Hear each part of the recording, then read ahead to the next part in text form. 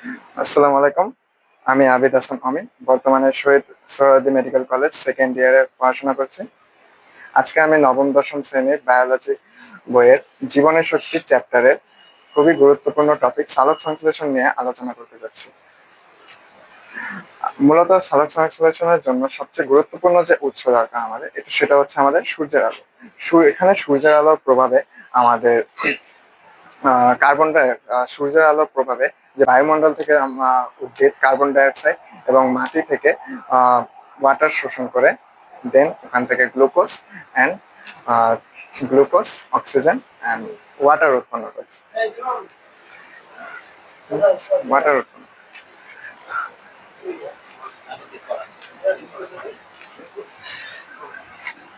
যেমন আমরা বলতে পারি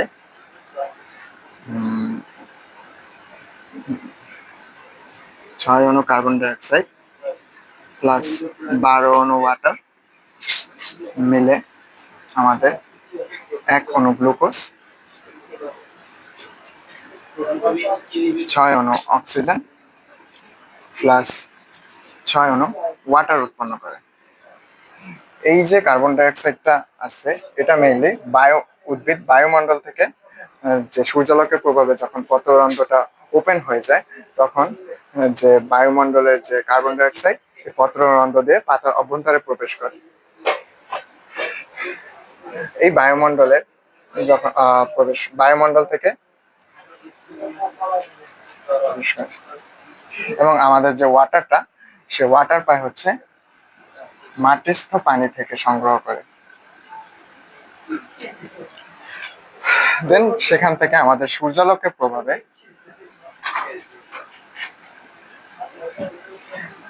ক্লোরোফিলে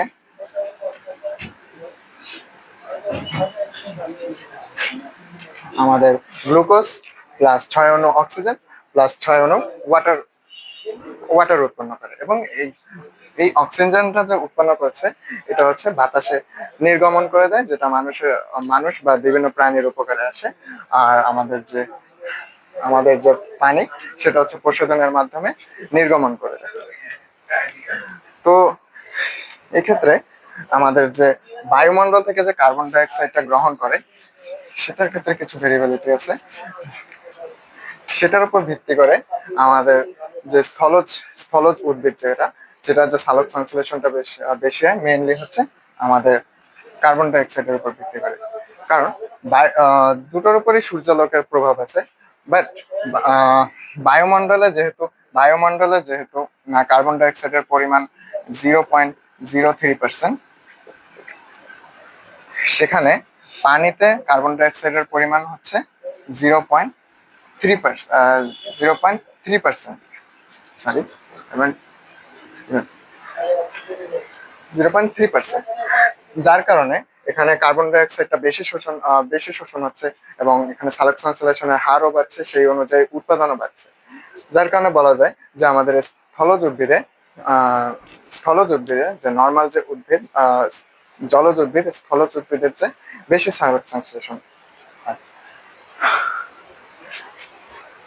তারপর আমাদের সালোক সংশ্লেষণের দুই ভাগে ভাগ করা হয়েছে। এক হচ্ছে লাইট ডিপেন্ডেন্ট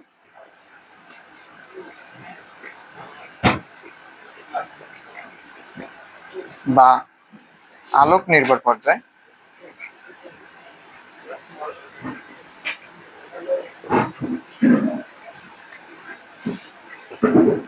সেকেন্ডলি হচ্ছে লাইট ইন্ডিপেন্ডেন্ট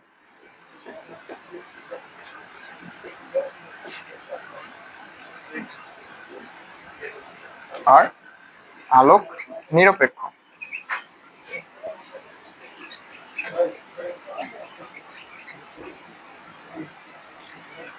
যেহেতু এটা লাইট ডিপেন্ডেন্ট, নির্ভর পর্যায়, সেহেতু এখানে আলোটা অতি জরুরি। এখানে অবশ্যই আলোর প্রয়োজন আছে, যা এই আলোর মাধ্যমে আমাদের যে সূর্যালোকের প্রভাবে যখন ফোটন কণাটা আমাদের পাতার মেসোফিল টিস্যুতে পড়ে, ফোটন কণাটা যখন পাতার মেসোফিল টিস্যুতে পড়ে,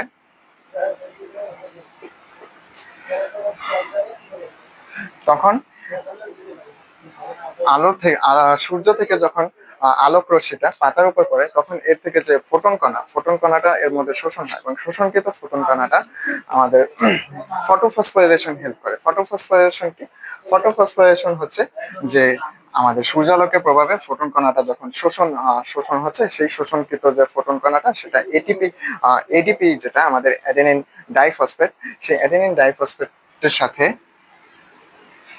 একটি ফসফেট ইনঅর্গানিক ফসফেট যুক্ত করে আমাদের এটাকে এটিপি ফর্ম করে এবং এই এটিপি আমাদের শক্তি উৎপন্নতে হেল্প করে। এটা শক্তি সংরক্ষণ করতে পারে অথবা শক্তি রিলিজ করতে পারে। যদি আমি বলি যে যে আমাদের তো শরীরে ডিএনএ আরএনএ উপস্থিত আছে, তো ডিএনএ আরএনএ মেইন হচ্ছে গাঠনিক একক হচ্ছে আমাদের অ্যাডিনিন, যেটা হচ্ছে 5 কার্বন যুক্ত রাইবোজ সুগারের সাথে মিলিত হয়ে অ্যাডিনোসিন তৈরি করে। এই অ্যাডিনোসিনের সাথে একটি ফসফেট যখন যুক্ত হয় তখন একে বলা হয় এএমপি। যখন এএমপির সাথে আরো একটি ফসফেট যুক্ত হয় অর্থাৎ অ্যাডিনোসিনের সাথে 2টি ফসফেট যুক্ত হয় তখন এটা হয় এডিপি। যখন 3টা ফসফেট যুক্ত হয় তখন এটা হয় এটিপি। দেন এইগুলোকে আমরা বলবো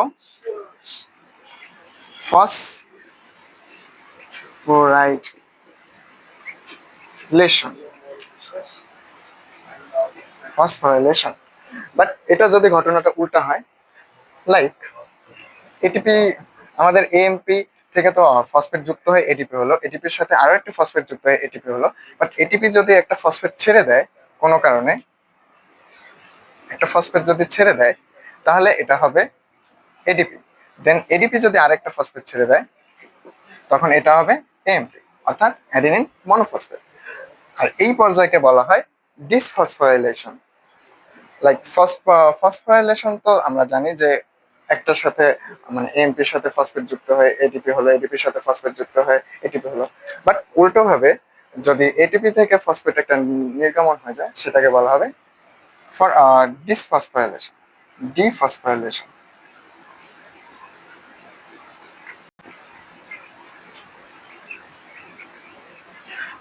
ডিফসফোরাইলেশন দেন হচ্ছে আমাদের যে সালোক সংশ্লেষণ, যে আলোক পর্যায়ের ক্ষেত্রে যে সূর্যালোকের মাধ্যমে যে ফোটন কণাটা পড়বে পাতা মেসোফিল টিস্যুতে সেটাতে সেখান থেকে উৎপন্ন হবে এটিপি। দেন NADPH আর উৎপন্ন হবে হাইড্রোজেন আয়ন, এগুলো উৎপন্ন হবে। দেন আমরা জানবো যে আলোক নিরপেক্ষ যে পর্যায়, আলোক নিরপেক্ষ পর্যায়ে মূলত এখানে সূর্যালোকের প্রয়োজন হয় না, তবে সূর্যালোকের উপস্থিতিতেও এটা কাজ করতে পারে। সূর্যালোকের উপস্থিতিতে মেইনলি আমাদের সূর্যের আলো থেকে সূর্যালোকের মাধ্যমে যে আমাদের যে ফোটন কণা শোষণ হইলো তার কারণে, যার কারণে ফটোফসফোরাইলেশনের মাধ্যমে আমাদের এটিপি উৎপন্ন হলো। সেই এটিপি উৎপন্ন হলো, তার সাথে কিছু উৎপন্ন হবে হাইড্রোজেন আয়ন আর উৎপন্ন হবে NADPH।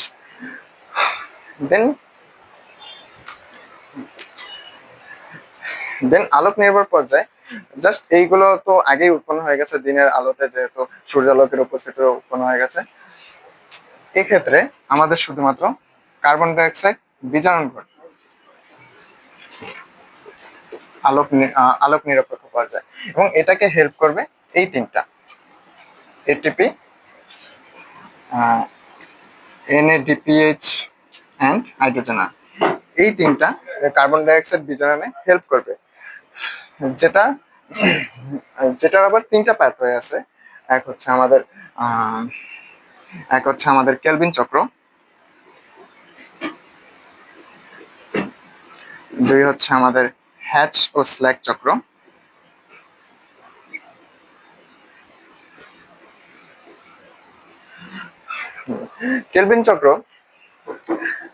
কেলভিন চক্র মূলত আবিষ্কার করেন বিজ্ঞানী কেলভিন, যার কারণে তার নাম অনুসারে এর নাম দেওয়া হয়েছে কেলভিন চক্র। এবং এই পাথওয়েতে সর্বপ্রথম তিনি আবিষ্কার করেন যে উদ্ভিদের মধ্যে যে এর প্রথম স্থায়ী পদার্থ হচ্ছে 3 কার্বন বিশিষ্ট ফসফোগ্লিসারিক অ্যাসিড। যার কারণে এটাকে বলা হয় C3 গতিপথ। এবং যে উদ্ভিদগুলো এগুলো মেনটেন করে, যা বা যে উদ্ভিদের মধ্যে আছে C3 গতিপথ, সেগুলোকে বলা হয় C3 উদ্ভিদ। এবং নেক্সট আছে হ্যাচ চক্র। হ্যাচ ও স্ল্যাক চক্র। হ্যাচ ও স্ল্যাক চক্রে আমাদের মেইনলি হ্যাচ ও স্ল্যাক চক্রে আমাদের মেইনলি বিজ্ঞানী এমডি, অস্ট্রেলীয় বিজ্ঞানী এমডি হ্যাচ ও সিআর স্ল্যাক, এদের নামানুসারে এই কেলভিন চক্র, হ্যাচ ও স্ল্যাক চক্রটা নামকরণ হয়েছে। এবং এখানে প্রথম যে স্থায়ী পদার্থ, যেটা হচ্ছে 4 কার্বন বিশিষ্ট অক্সালো অ্যাসিটিক অ্যাসিড, যার কারণে এটার নামকরণ হয়েছে সি4 উদ্ভিদ। এবং এই সি4 এই সি4 উদ্ভিদটি উদ্ভিদটি সচরাচর সব ধরনের উদ্ভিদে দেখা যায় না।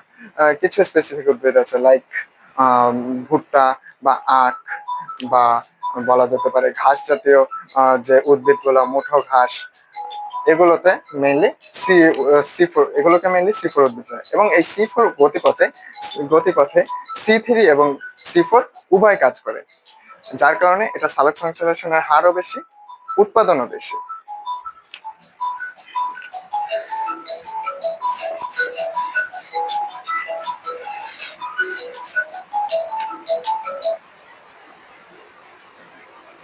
এভাবেই আমাদের সালোক সংশ্লেষণ সম্পূর্ণ হয়। আর মেইন হচ্ছে আমাদের সালোক সংশ্লেষণ হয় এখানে মূলত আম, মূলত 6 অণু কার্বন ডাই অক্সাইড এবং 12 অণু পানির সাহায্যে আমাদের হচ্ছে 1 অণু গ্লুকোজ, 1 অণু অক্সিজেন এবং 1 অণু পানি উৎপন্ন হয়। এবং এই সূর্যালোকের যতটুকু আলো আমাদের পাতায় আসে, পুরোটুকু সালোক সংশ্লেষণে হেল্প করে না। কিছু আলো আছে যেটা লাইক লাল, নীল, কমলা, বেগুনি, এগুলো হচ্ছে সালোক সংশ্লেষণের জন্য ভালো। আর কিছু কালার আছে হলুদ, সবুজ, এগুলো হচ্ছে সালোক সংশ্লেষণে একেবারেই উপযোগী নয়। বাট সালোক সংশ্লেষণ হয় খুব কম পরিমাণে। এবং যে সালোক সংশ্লেষণের জন্য যে অপটিমাম যে আমাদের তরঙ্গ দৈর্ঘ্য লাগে, সেটা হচ্ছে 400 থেকে 480 অথবা 680 ন্যানোমিটার। এই তরঙ্গ দৈর্ঘ্য বিশিষ্ট আলোতে সালোক সংশ্লেষণটা ভালো হয়। আবার দেখা যায় যে সালোক সংশ্লেষণের জন্য যে অপটিমাম তাপমাত্রা বা অপটিমাম টেম্পারেচার লাগে, সেটা হচ্ছে আমাদের 20 থেকে 35 ডিগ্রি সেলসিয়াস। এই এই তাপমাত্রার মধ্যে আমাদের সালোক সংশ্লেষণ সবচেয়ে ভালো হয়। এছাড়া সালোক সংশ্লেষণে আরো কিছু প্রভাবক আছে, লাইক যে আমরা দেখলাম যে ক্লোরোফিল প্রয়োজন, তারপর হচ্ছে মেইন যেটা আলো, আর তারপর কার্বন ডাই অক্সাইড, ওয়াটার, এগুলো প্রয়োজন, এগুলোর সাহায্যে সালোক সংশ্লেষণ হয়। আরো কিছু আছে, যেমন পাতার বয়স বা সংখ্যা, এগুলোও নির্ধারণ করে সালোক সংশ্লেষণের কার্যকারিতার উপর। আজকের ক্লাস এই পর্যন্ত। Thank you so much.